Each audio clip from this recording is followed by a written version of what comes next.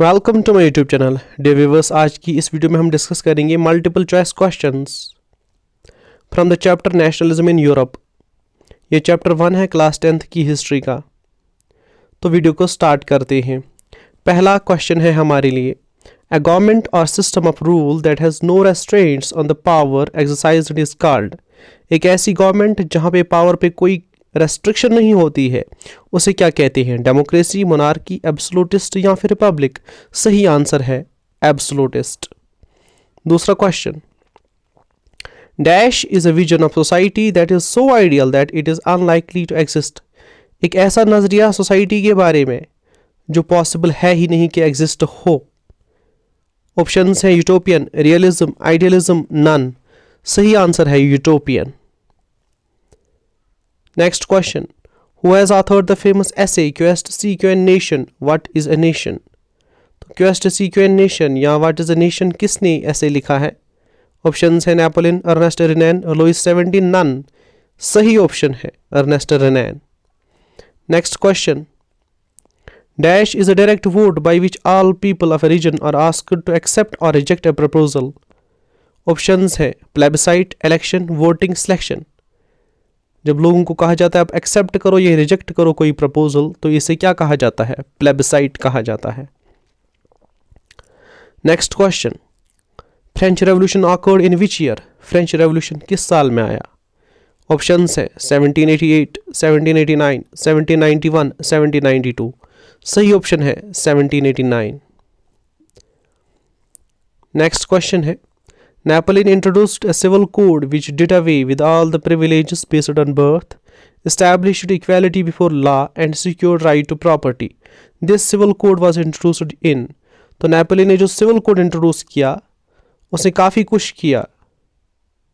Privileges based on birth को ख़त्म किया, इक्वालिटी बिफोर लॉ को एस्टैब्लिश किया और लोगों को राइट टू प्रॉपर्टी दिया। ये कब इंट्रोड्यूस किया गया था सिविल कोड? इसका सही आंसर है 1804। Next question, in 1815, after the fall of Napoleon, to reconstitute the social and political order of Europe, dash was held in the capital of Austria।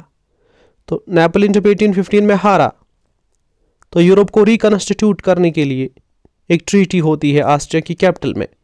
तो इसे क्या कहते हैं? Options are treaty of Constantinople, treaty of Versailles, treaty of congress, treaty और congress of Vienna और none. इसका सही answer है ट्रीटी और कांग्रेस ऑफ वियना। इसे कांग्रेस ऑफ वियना कहते हैं।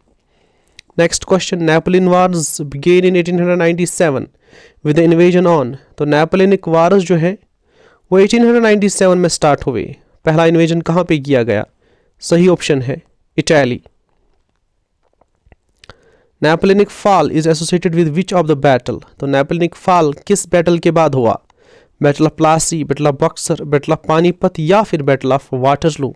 सही ऑप्शन है battle of Waterloo. The term liberalism drives its origin from the word Liber which means free. Liber is a, liberalism Liber word से निकला है। लाइबर का मतलब है फ्री।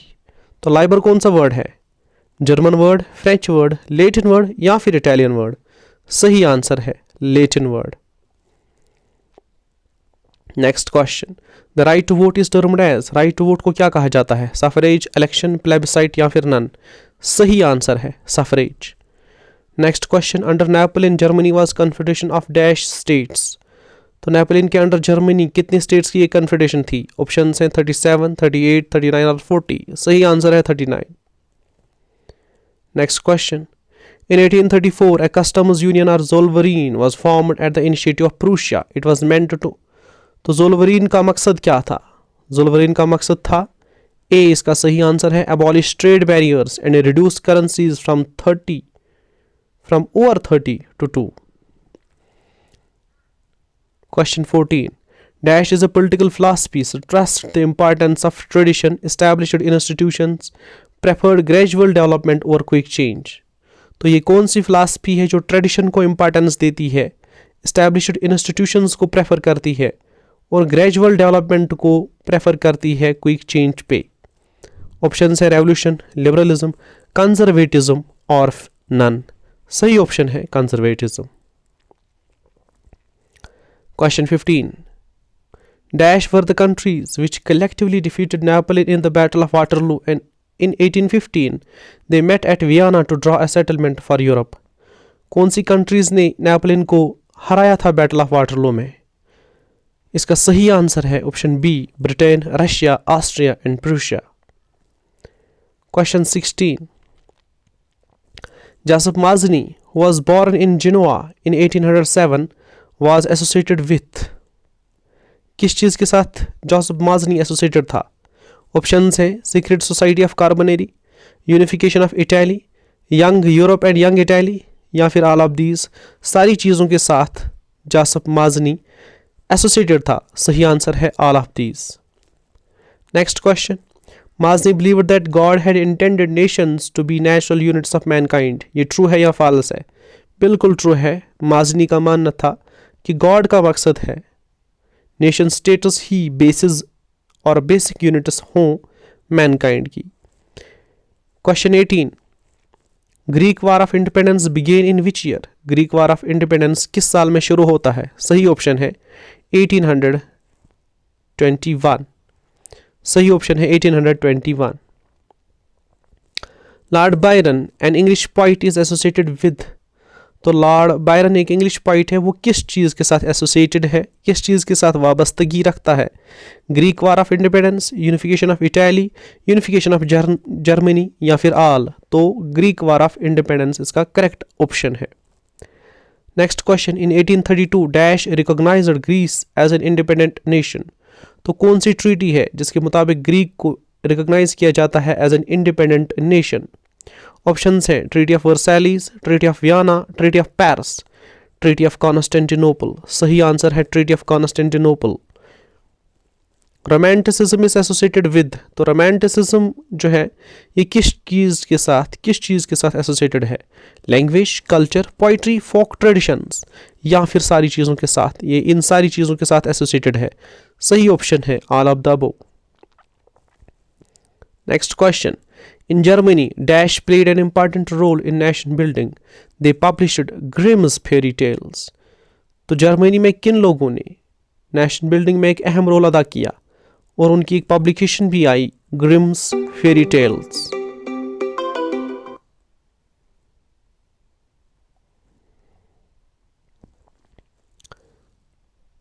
तो नेशनलिज्म इन जर्मनी के साथ कौन लोग वाबस्ता है जिनकी ग्रिम्स फेरी टेल्स पब्लिकेशन आई है? ऑप्शंस हैं Grimm brothers, Wright brothers, four brothers, या फिर नन. सही ऑप्शन है Grimm brothers. Next question. Johann Gottfried Herder was a romanticist. He belong to. Johann Gottfried Herder जो है वो किस कंट्री के साथ बिलोंग करते हैं? सही ऑप्शन है Germany. Next question. In 1848, Dash monarch of France was forced to flee. National Assembly was proclaimed as a republic and voting rights were given to all adult males above 21. तो 1848 में France के किस monarch को भगाया जाता है और national assembly का नाम रखा जाता है रिपब्लिक, और वोटिंग राइट दिए जाते हैं उन सब लोगों को जिनकी एज 21 से ज़्यादा थी? सही आंसर कौन सा है? ऑप्शन है Louis 16, Louis Philippe, James first, और नन. सही आंसर है Louis Philippe. On May 18, 1848, Frankfurt Parliament was convened in Germany, which was attended by 831 representatives. It was convened in the Church of. तो Frankfurt parliament Germany में convene किया जाता है 1848 में, जिसमें 831 रिप्रेजेंटेटिव्स अटेंड करते हैं. तो ये किस चर्च में कन्वीन होता है? ऑप्शंस है Saint Paul, Saint Jacob, Saint Thomas, Saint Louis. तो इसका सही आंसर जो है it is option A, Saint Paul. An ideology based on awareness of women's rights and interests, social, economic and political equality of genders is termed as. तो women के rights के बारे में और उनकी इक्वालिटी के बारे में जो बात करता है उस फिलॉसफी को हम क्या कहते हैं? पैट्रियार्कियल, मैट्रियार्कियल, फेमिनिज्म, या फिर ऑल? इसका सही आंसर है feminism. Next question. What were the large landowners of Prussia called? Prussia के लार्ज लैंड ओनर्स को क्या कहा जाता था? जुंकर्स सही आंसर है। Next question, dash is known as the chief architect of German unification, किसे कहा जाता है? Option A Otto von Bismarck, B Mazzini, Hitler, none. सही आंसर है Otto von Bismarck. Count Camillo di Cavour, Count Camillo di Cavour is associated with, किस चीज के साथ ये एसोसिएटेड है? Unification of Germany, unification of Italy, unification of England या फिर नन। इसका सही आंसर है unification of Italy. Next question, south Italy was United with Italy mainly by, तो साउथ इटली में यूनिफिकेशन ऑफ इटली का क्रेडिट किसको जाता है? ऑप्शंस गरिबाल्दी, केवर, माजनी या नन। सही आंसर है गरिबाल्दी।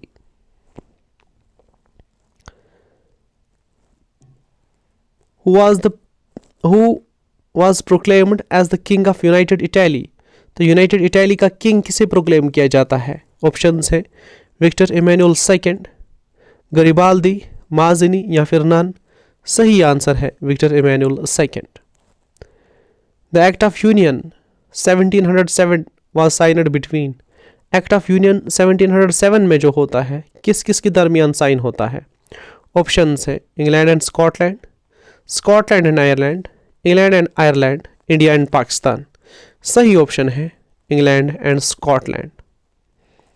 डिफाइन एलेगरी, यहाँ एक डेफिनेशन भी लाई है हमने, कभी कभार एक मार्क्स का क्वेश्चन डेफिनेशन भी आ जाता है तो टर्म्स भी आप पढ़ोगे। डिफाइन एलेगरी, एलेगरी किसे कहते हैं? When an abstract idea is expressed through a person or a thing, it is called allegory. तो इनके हमने क्वेश्चन नहीं बनाए, मैच डायरेक्ट करके रखा है, तो इनमें से भी आ सकता है कि कौन सी चीज़ किसको रिप्रेजेंट करती है। जैसे ब्रेस्ट प्लेट विद ईगल किस चीज़ को रिप्रेजेंट करती है? Symbol of German empire and strength. Broken chains किसको रिप्रेजेंट करते हैं? Being freed. Crown of oak leaves ये रिप्रेजेंट करते हैं हीरोइज्म को। स्वॉर्ड रिप्रेजेंट करती है readiness to fight. Olive branch around the sword, olive branch around the sword represent करती है willingness to make peace. Black, red and gold tricolour ये किस चीज़ को रिप्रेजेंट करता है? Flag of liberal nationalists. Raise of rising sun ये किस चीज़ को रिप्रेजेंट करता है? Beginning of a new era. Next question, a large part of the Balkans was under the control of dash empire, Balkans का ज़्यादा हिस्सा किस एम्पायर के अंडर था? ऑप्शंस है Roman empire, Ottoman empire, Byzantine empire, German empire. सही answer है option B Ottoman empire. Next question, world war one started in, world war one किस साल में स्टार्ट हुआ? ऑप्शंस है 1912, 1913, 1914, 1915। सही आंसर है 1914। Next question, unification of Italy was achieved between, unification of Italy किस टाइम पीरियड में अचीव होती है? आंसर है 1859 to 1870। Next question, unification of Germany was achieved between the years, unification of Germany किन सालों के दरमियान अचीव की जाती है? तो आंसर है 1866 to 1871। Next question, when did Slav nationalism gather force in the Habsburg and Ottoman empires, तो स्लैव नेशनलिज्म जो स्लैविक इथनिसिटीज़ हैं उनमें नेशनलिज्म की जो फोर्स है उसने कब स्ट्रेंथ हासिल की? तो इसे जन्म कब लिया? 1905 में। और भी कुछ क्वेश्चंस हैं। Who made the famous remark when France sneezes the rest of Europe catches cold, किसने कहा when France sneezes the rest of Europe catches cold? ये ड्यूक मेटरनिच का कहना है। Option A Metternich. Next question, the treaty of Constantinople was signed in, treaty of Constantinople कब sign होती है? तो ऑप्शन डी सही आंसर है 1832। Next question, the famous Italian revolutionary Joseph Mazzini was born in dash in 1807, Joseph Mazzini कहाँ पैदा हुए? Genoa में पैदा हुए। Option C is correct answer. Joseph Mazzini founded the secret underground society named Young Europe in Young Europe कहाँ पे बनाई Joseph माजनी ने? सही आंसर है option B, Berne. Next question. Dash believed that established traditional institutions of state and society should be preserved. कौन traditional institutions को preserve करना चाहते थे? सही आंसर है conservatives. Next question. The Bourbon dynasty which had been deposed during the French Revolution was restored to power after signing the Treaty of. किस treaty के sign होने के बाद बोर्बन डायनास्टी को फिर से री इम्पोज किया जाता है जबकि उनको फ्रेंच रेवोल्यूशन के टाइम पे डिस्पोज किया गया था? तो ट्रीटी ऑफ वियना या कांग्रेस ऑफ वियना के बाद बोर्बन डायनास्टी को फिर से री इम्पोज किया जाता है फ्रांस में. Next question. Dash regimes imposed censorship laws to control what was said in newspapers, books, plays and songs and reflected the ideas of liberty and freedom. तो कौन सी टाइप ऑफ रिजीम्स ऐसी हैं जिन्होंने restrictions रखी, censorship laws introduce किए ताकि देखा जाए न्यूज़पेपर्स में, बुक्स में, प्लेस में, सॉन्ग्स में क्या प्रिंट होता है, कौन से आइडियाज़ फैलाए जाते हैं. ठीक है, तो कौन सी रिजीम्स थी ये? Conservative regimes. सेंसरशिप आपको पता है होता क्या है? सेंसरशिप वो लॉज है जो एक तरह की हम कह सकते हैं तलाशी की जाती है लिटरेचर की. जो भी चीज़ें लिखी जाती हैं उनको देखा जाता है कहीं ये गवर्नमेंट के ख़िलाफ़ तो नहीं जा रही. अगर गवर्नमेंट के ख़िलाफ़ जा रही है तो ऐसी चीज़ों को प्रिंट या पब्लिश होने ही नहीं दिया जाता है. जो पब्लिश करता है उसको सज़ा मिलती है. इसको हम सेंसरशिप लॉज कहते हैं.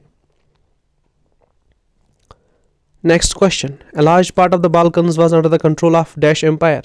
पहले भी ये क्वेश्चन आ चुका. किसके अंडर बाल्कन्स का ज़्यादा हिस्सा था? सही आंसर है Ottoman empire. Question 9.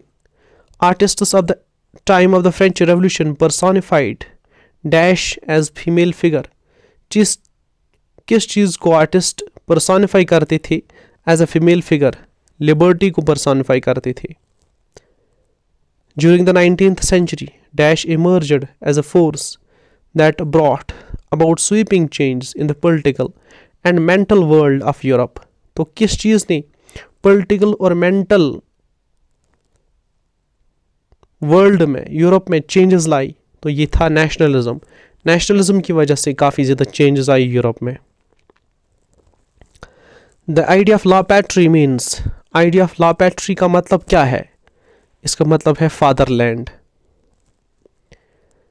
Next question. The Estates General was elected by the body of active citizens and renamed as. Estates General जो है अब इसको फ्रेंच रेवोल्यूशन के बाद इलेक्ट किया जाता था और इसका नया नाम क्या रखा गया? National assembly. Option C correct answer है. Which are the following statements about the civil code of 1804, usually known as Napoleonic Code, are true? Napoleonic code के बारे में इनमें से कौन कौन सा स्टेटमेंट सही है? सिक्योर्ड राइट टू प्रॉपर्टी, ये भी दिया इसने. इस्टेब्लिश्ड इक्वालिटी बिफोर लॉ, ये भी दिया. Remove all privileges based on birth, privileges को भी ख़त्म किया. सही आंसर ऑप्शन डी है, all of the above. Next question. Which of the following resulted in hostility towards the French armies in Europe?